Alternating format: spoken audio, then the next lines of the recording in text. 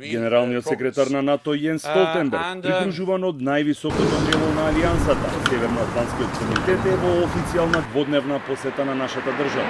Ова е прва посета на Столтенберг под потпишувањето на протоколот за членство во Алијансата во февруари годинава, но и прва посета на комитетот, починуваат амбасадорите на сите 27 членки на НАТО од далечната 2003 година.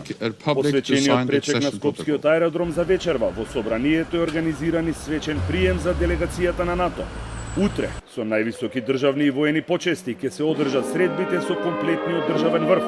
Во владата ќе се одржи заеднички состанок на Северноатлантскиот совет со Комитетот за интеграција во НАТО, со кој председава премиерот Заев, а потоа е предвидена заедничка пресконференција на Столтенберг и Заев.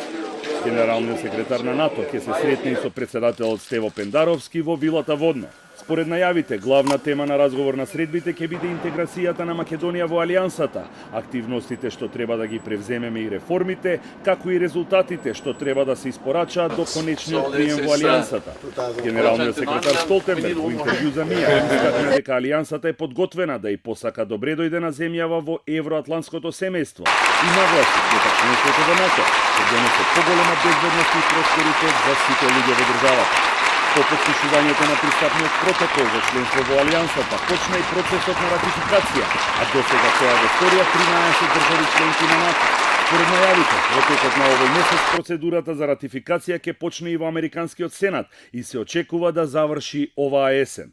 Процесот на ратификација оди подобро од очекуваното, па затоа и од владата и од НАТО велат дека може да заврши побрзо од предвидениот датум, март идната година, и да финишира непосредно пред самитот во Лондон, закажан за декември, кога и ќе се прославува 70 годишнината од формирањето на Алијансата. Во среда, на арминскиот полигон Криволак пак ќе почне воената вежба Одлучен удар, досега најголема воена вежба изведена во Македонија и во регионот, на која што ќе учествуваат вкупно 2700 војници од Македонија, САД и уште 4 држави членки на НАТО.